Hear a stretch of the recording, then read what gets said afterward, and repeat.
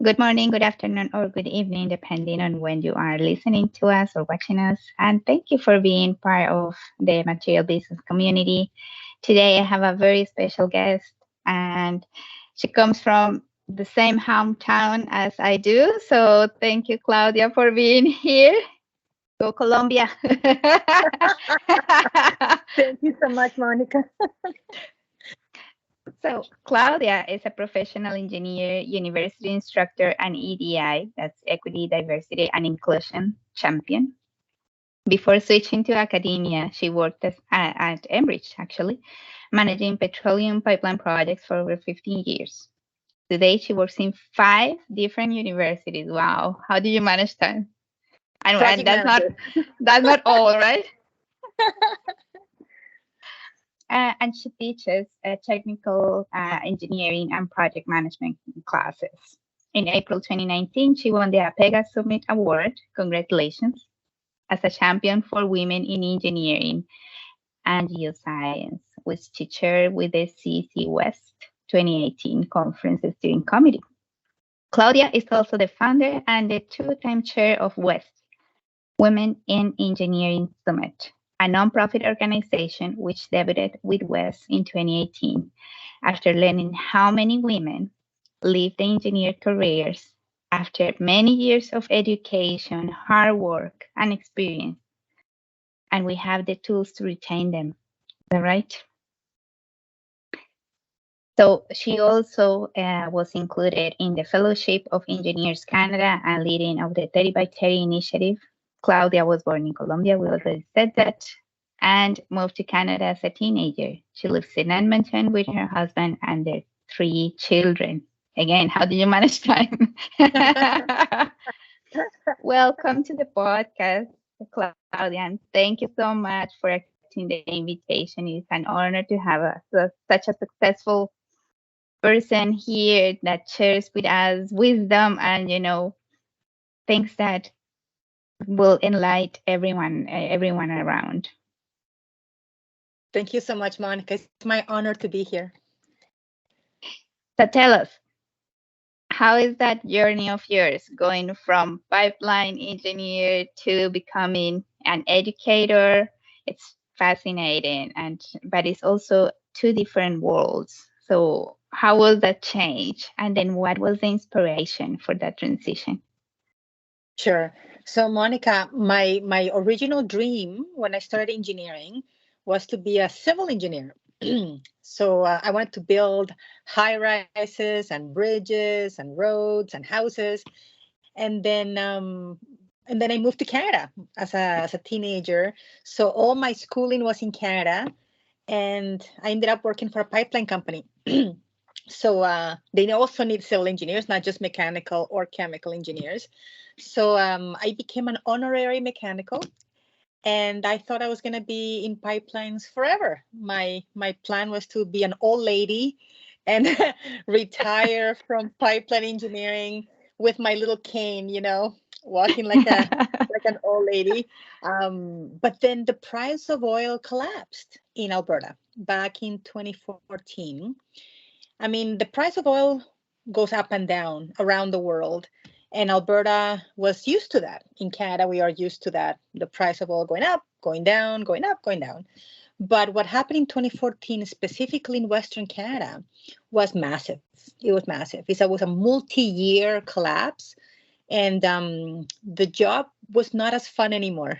I went from building pipelines, petroleum tanks, hiring people, hiring project managers, um, to firing them, canceling projects. So it was not a fun job anymore. It was hard work, complex work, but it wasn't fulfilling anymore. So I was already a teacher.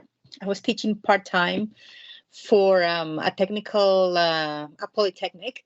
So when they send me the package, because many people were offered packages to leave their work, and I just had to wait 2 years for mine. And when it finally No. arrived, yeah, eventually, Monica, I'm sure all your listeners are familiar with this. when there's layoffs, especially massive layoffs of personnel, hundreds of people losing their jobs every day because of an economy collapse or some kind of economic Downturn. depression, downturn. The people that get fired suffer, but the ones that stay behind, that survive, right? We also feel bad. It's at least the ones that are fired, they have closure, right? They have closure and it's over. They can move on with their lives. The ones that stay behind, which happened to me for a whole 2 years, you did not get fired, but you still have to deal with the consequences of not having enough personnel, not having enough staff. So it was horrible. And eventually you're praying to get the package. And mine arrived. Also, it was my experience when that happened to me that you're always with the mental issue of, am I going to be next? It's like almost you're kidnapped and you're waiting to be killed. Yeah. And it's like, when I'm going to be the next, and you're wishing for that, but at the same time, no. So it's like the mental toll on a person in that situation is huge. Right. We don't get closure. We never Absolutely. get to a conclusion. So I was already a manager, so it was harder too. When you're in management, you see both sides, right? You are seeing the employee experience, but you also see the management experience. In management, we see behind the curtain. So you see more of the layoffs that are coming. People are asking you questions and you cannot tell them the truth, right? It's confidential and you're lying. Eventually you become a good liar because that's what your job requires.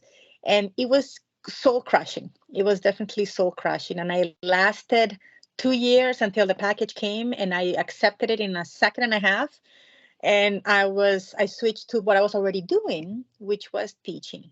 And teaching came to me very naturally. Both my parents are professors, so it was just a normal thing for me to be a teacher, and I was already doing it part-time. But when I took that package, I went full on, head first into teaching. And many people told me I was not making a good decision because we make more money in private industry and we make less money in public, which is universities and colleges and polytechnics. So I said, I think it's more about the happiness at this point. And I told them I'll find a way to make a lot of money so that the family doesn't suffer.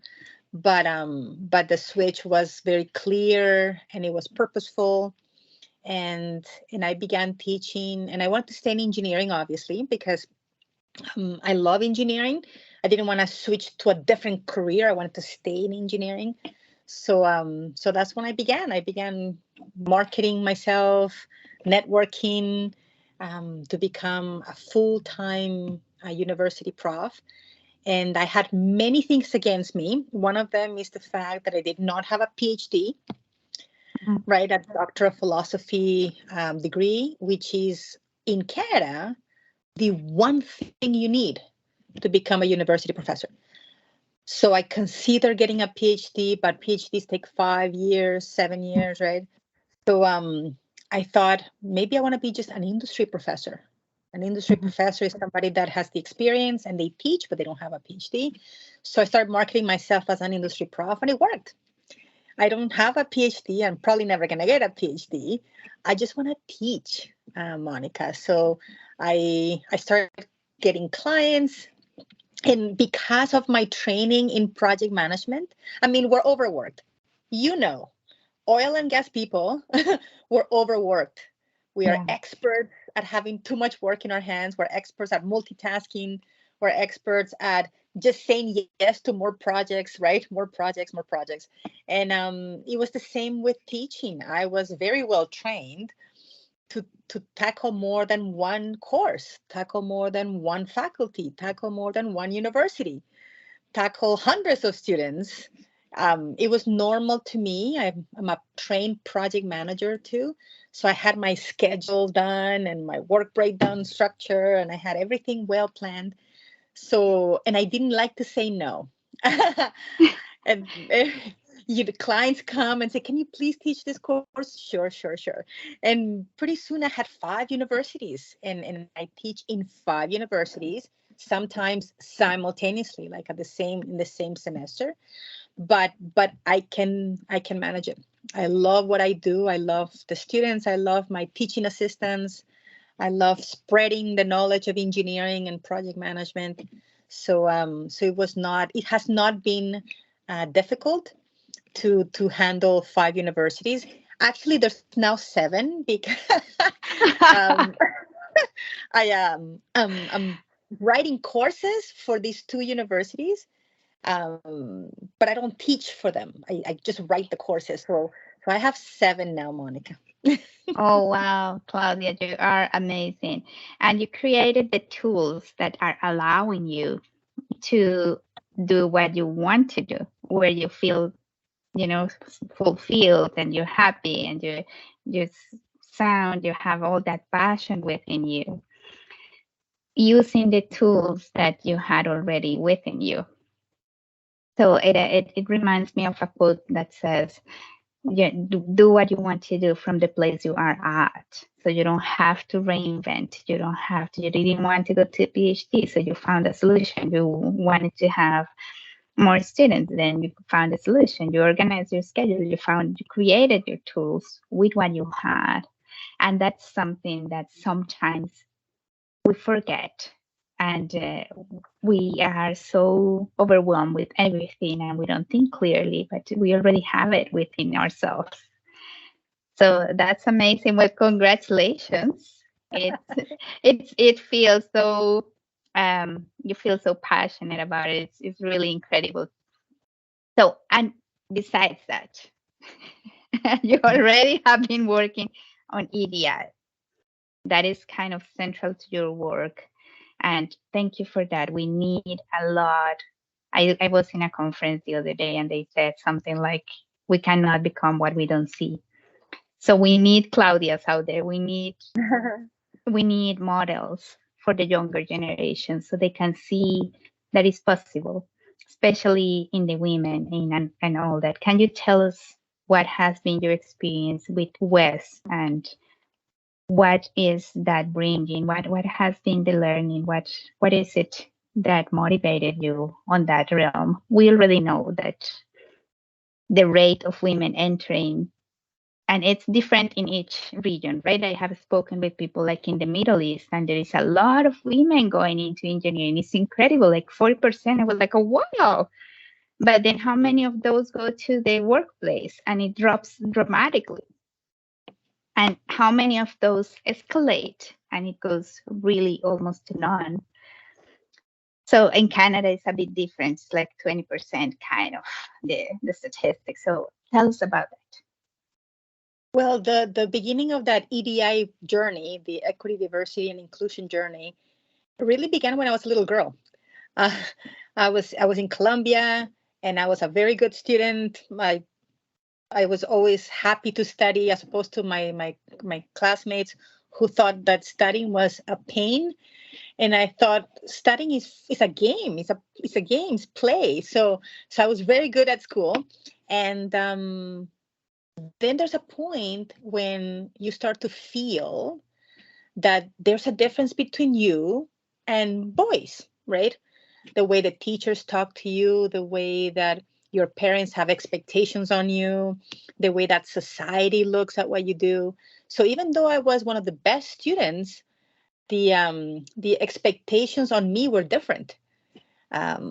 So the one person that changed all of that was a professor in university, not university, high school. In high school, these physics instructor was, all of you are the same, and all of you need to learn math, and all of you need to learn physics. And he was teaching physics in a high school as if he was teaching in university, like the way that he took care of us. I mean, from that high school class, half of us are engineers. You know what I mean? Like, it was that Wow. He was dramatic. inspirational. He bought us books. Like, he bought books on numbers, how to love numbers. and he gave them to us as prizes for answering questions in class. I still have that book. You know what I mean? It's called The Man Who Counted. The Man Who Counted by Mal Batahan. So The Man Who Counted is free. That book is free online. You just have to search The Man Who Counted PDF, and you'll get the book. And it's kind of like a fable about numbers and how numbers change this shepherd's life, right? He was a very poor shepherd, and he became the advisor to the king or the sultan because he knew math, right? So it was quite of a shift, because I was going to go into the humanities, right? The humanities. My parents are the professors. They both have backgrounds in humanities. So it was either going to be a lawyer or an accountant, even a doctor I consider at a time. But after that class, I was going to go into physics, and physics is engineering. So I really value that experience, that somebody said you can be an engineer, and that changed everything, because I had the ability to do engineering. I was not scared of hard work, but that was the beginning of it. And then we moved to Canada, and actually I studied 1 year in Colombia. In Colombia, I had 1 year of engineering at the Universidad del Norte in Barranquilla, Colombia. And that 1 year was amazing. Half of the class was female. Like this is normal in Latin countries. Like you were saying about the Middle East, half of the class was female. So I thought that was normal, just like high school. Half of the class is female.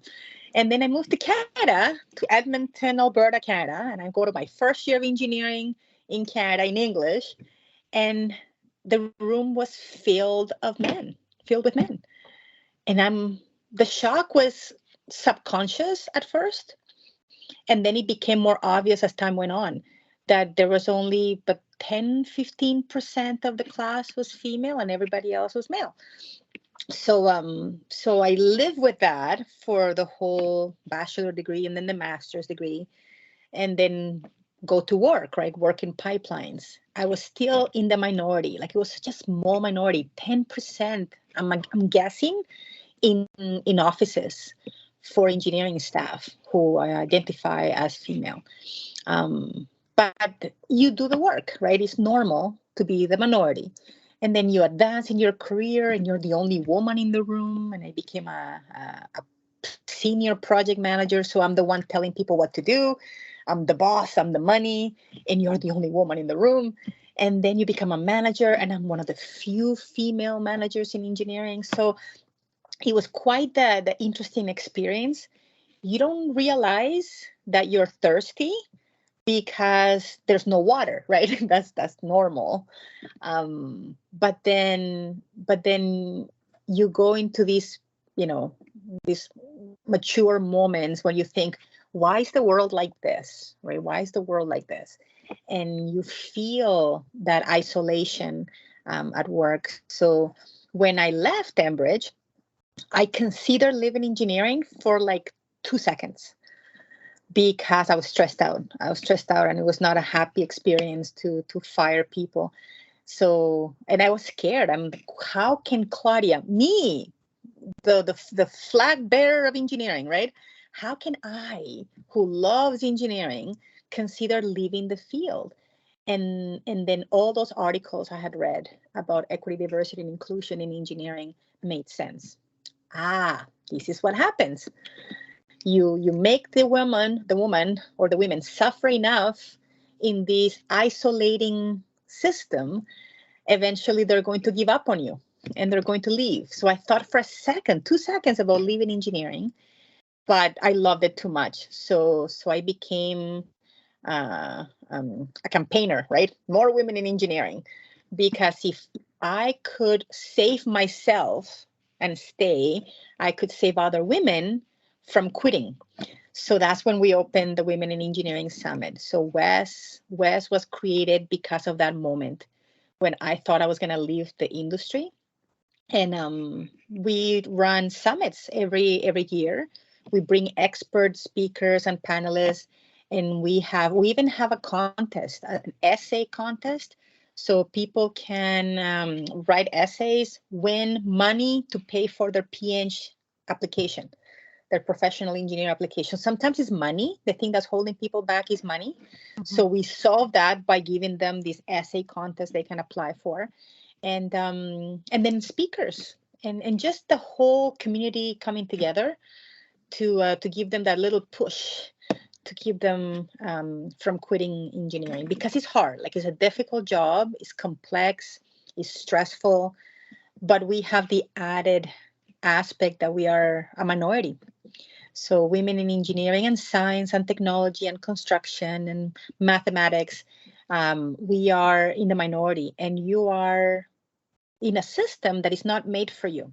So you have to either adjust to the system or quit.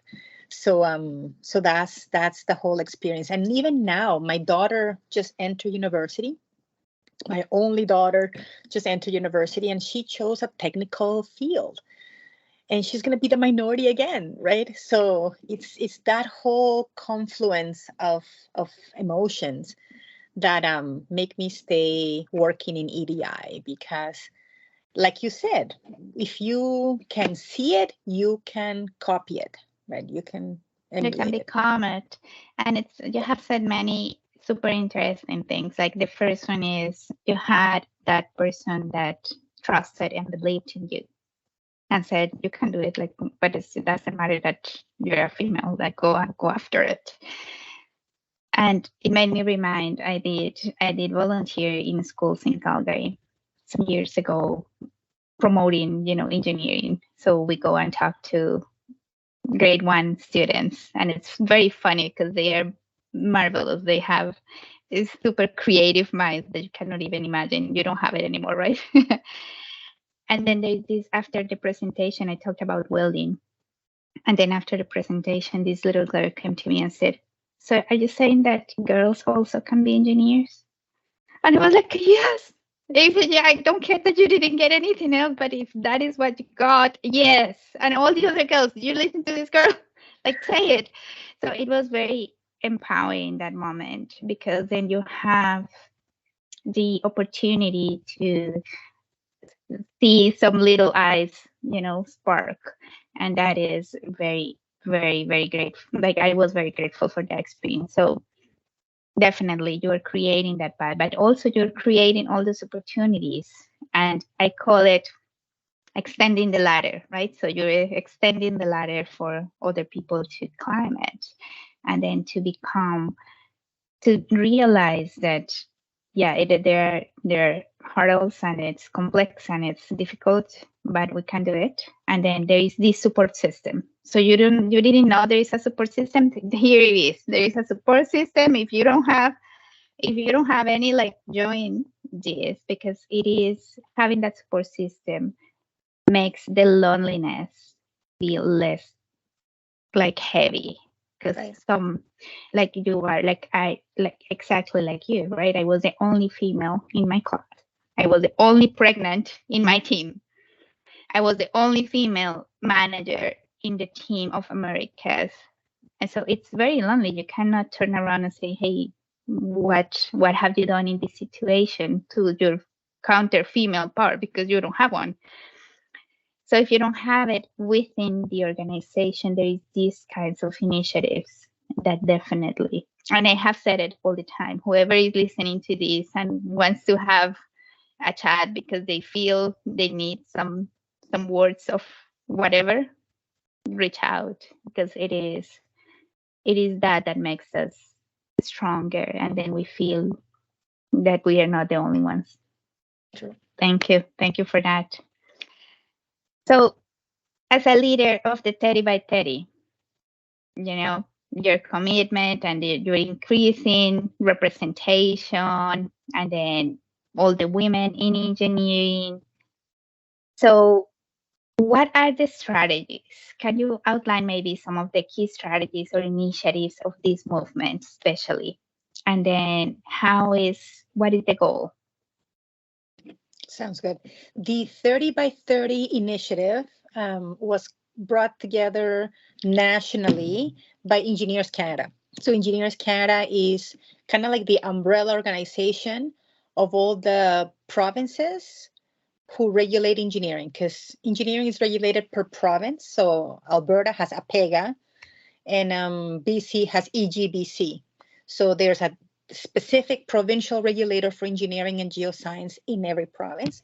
But Engineers Canada is the umbrella organization that supports all of them.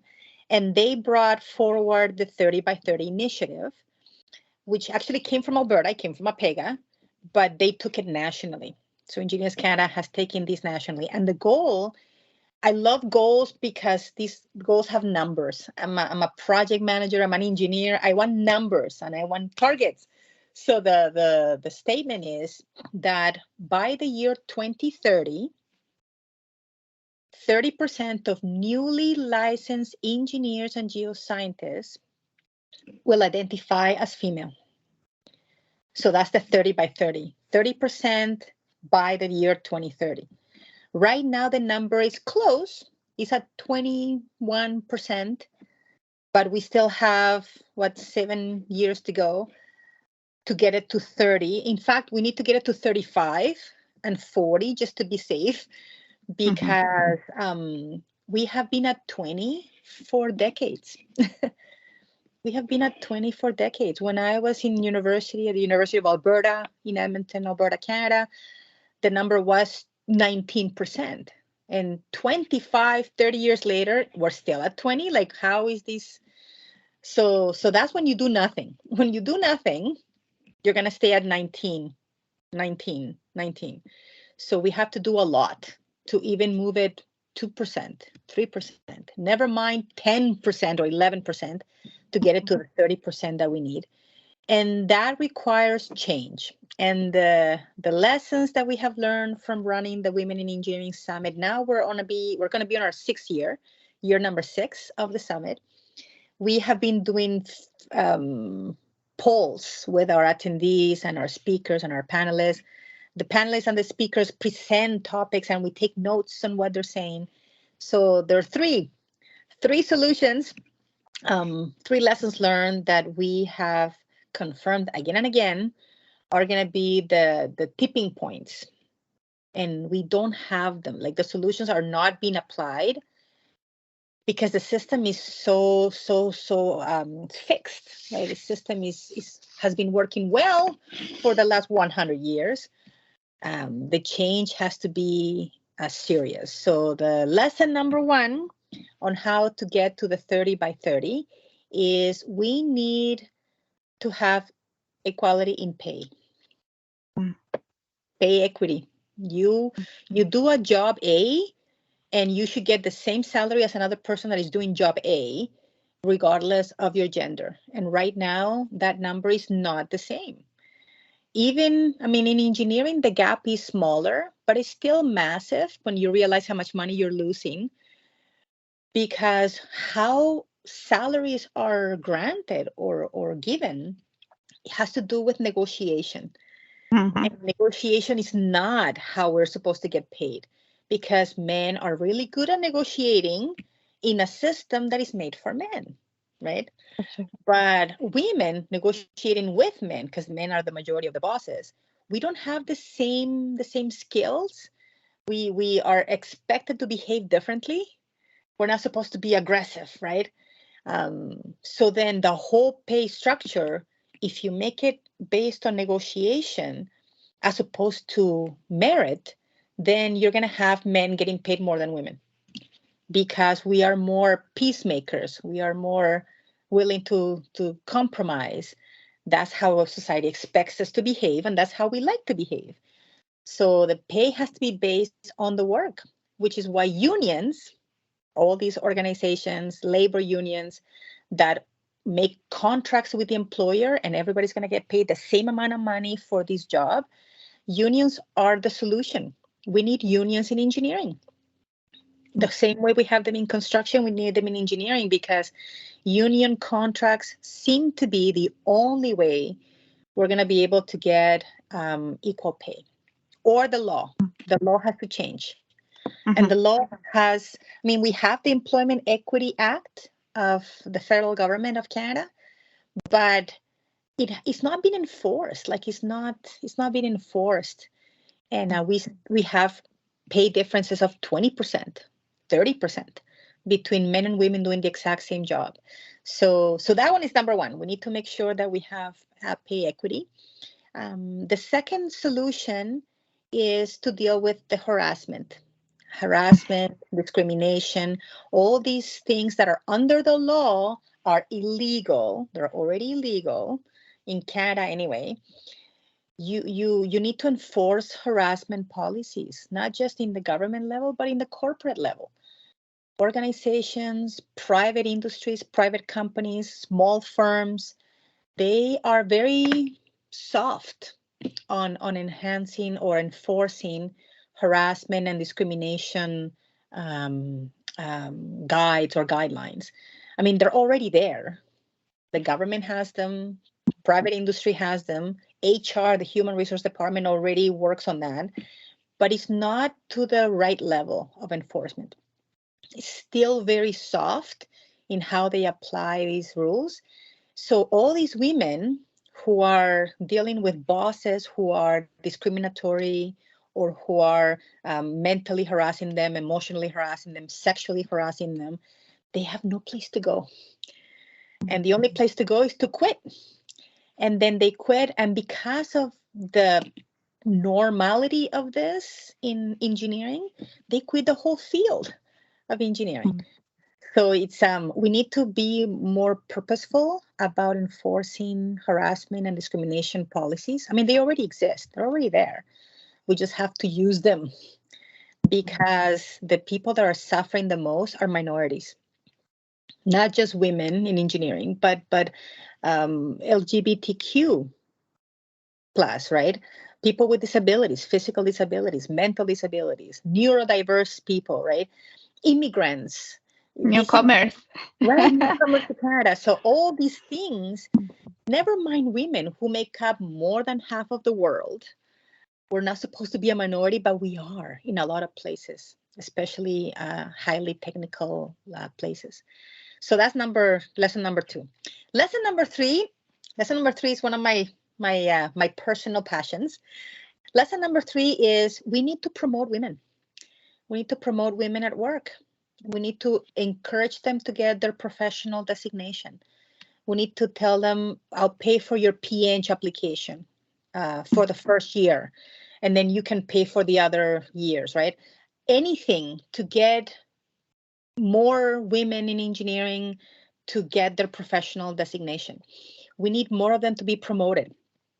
Senior project manager, senior engineer, chief engineer, make them supervisors, make them managers, make them directors, make them vice presidents, make them CEOs, right? We are not being forced to do it yet, to promote more women into positions of power, because the law is still very flexible, right?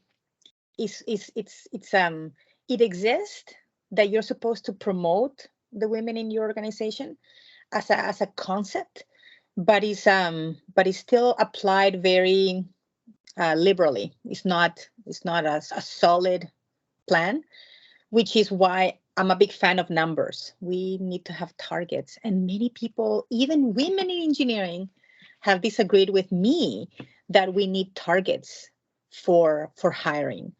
They say, no, the best person is supposed to get it. I go, we are the best person. Oh yeah, but then I don't want to be known as the person that was the person that was chosen because of the target. So affirmative action. You don't want to be the one that was hired because of the law, right? And I go, forget that. It's never going to change unless we start following targets. We are humans. Humans hire people that look like them. Humans hire people that act like them. I mean, when I was a manager, I was very appreciative of female applicants. Why? Because I'm a female, right? So we already hire who we like, who looks like us, talks like us, moves like us, dresses like us. So it is almost impossible to achieve gender diversity in engineering if the majority of the bosses are still men. So it is really hard, and that's why we need targets. And targets in the world of business, Monica, No single organization that wants to make money is ignoring targets. All of them are. Wall Street, private companies, public companies, all of them have a target on how much money they want to make or how much market share they want to achieve. Why can't we do that with EDI, equity, diversity, and inclusion? I mean, definitely. it's I mean, to make it so simple that it's a formula, because I'm really into turning things into formulas for my students.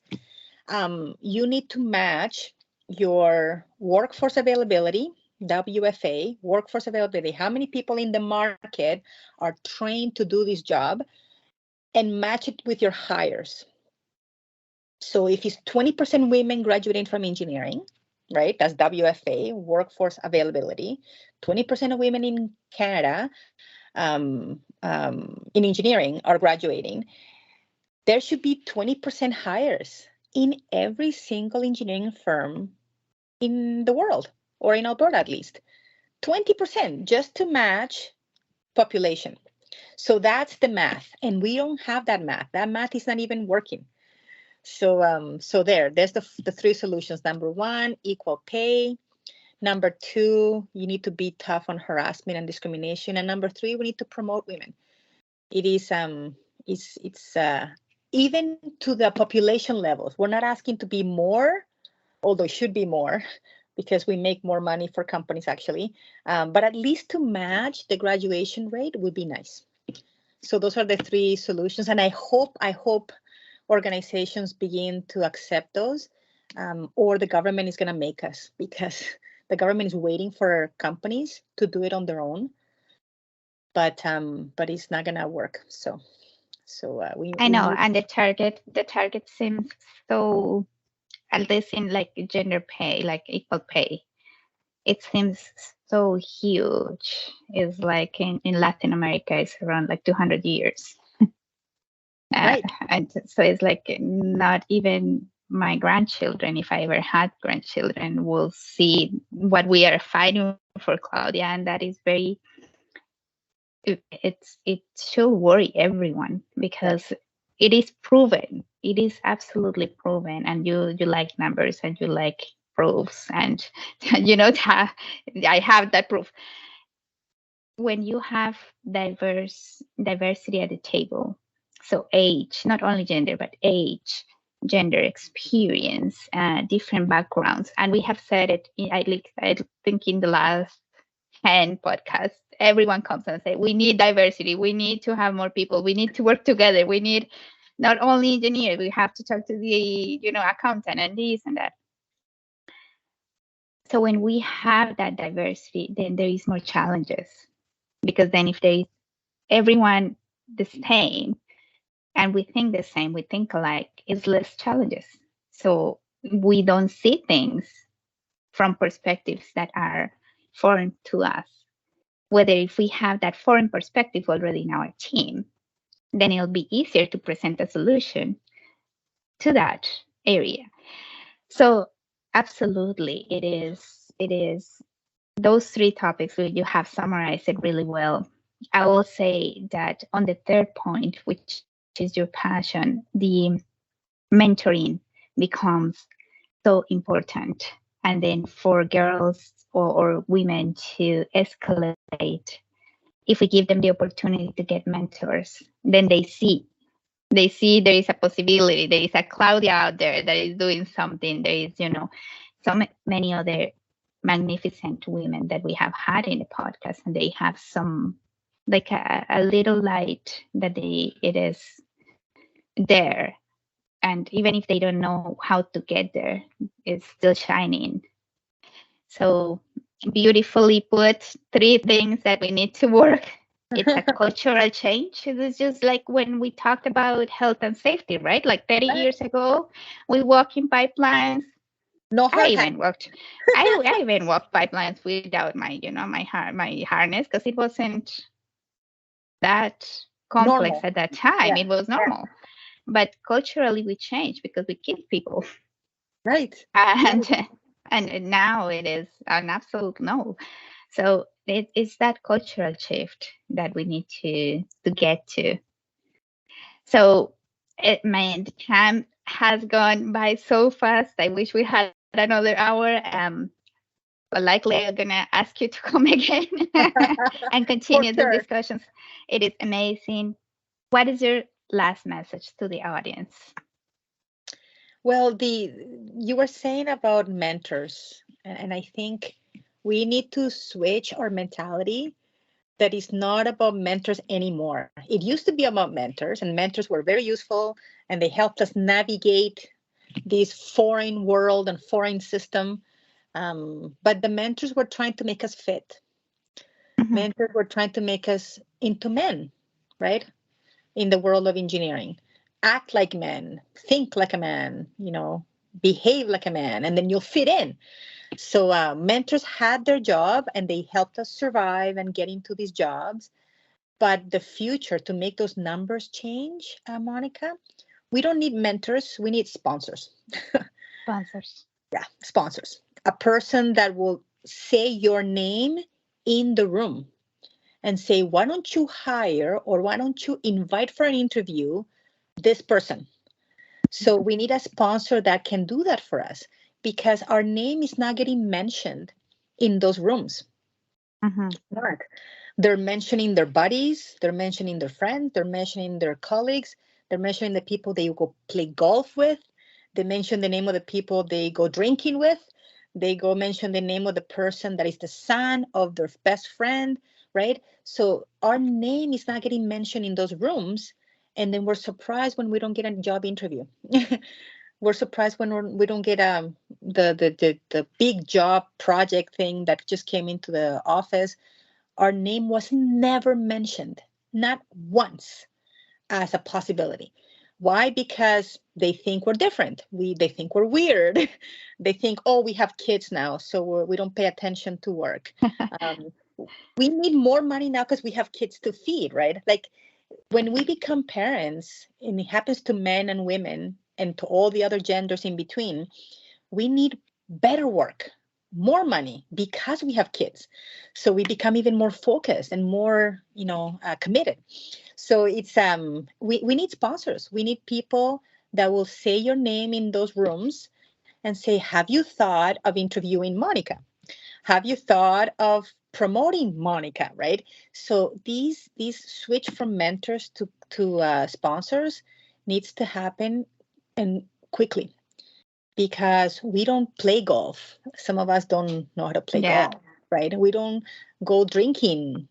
We don't have smoking breaks. Like we don't go outside to smoke in the street and with the people, right? We act different than our bosses and we look different than our bosses. So we don't get invited to these smaller groups. So that's my last message, that you need to go find a sponsor, somebody that will say your name in those rooms and give you the opportunity or hire you. Sponsors hire you all the time. They say you're the one.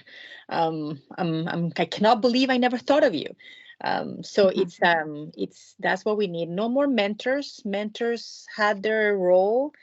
We need sponsors, people that can actually bring us to those new rooms. And now we don't have to be different. Mentors were trying to turn us into something we're not, but we cannot be that anymore. It's really hard to be fake. You at work, so you have to be authentic at work. And sponsor will say, whoever you are, I like it. Let's put you in this position of power. So that would be my message, Monica. Go find a sponsor. And maybe it's a semantic, but it's a really good shift of point of view of you don't have to become someone that you're not. Because we all tried, right? Right? I tried it and it beat me back. Because then when you become what they want you to become, then you're aggressive and you're Yeah, very disrespectful. And right. how come you can't behave? So it is it is that it's true. You don't have to become someone who is not you, your authentic self.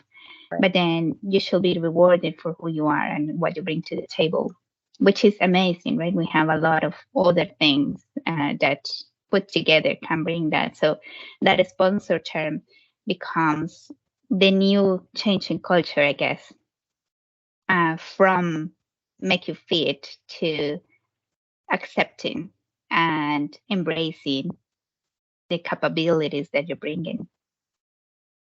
Right, right. It's a fascinating, Monica, when you think about those people that give you the chance, the opportunity. Um, they were not mentors. They were actually making things happen for you.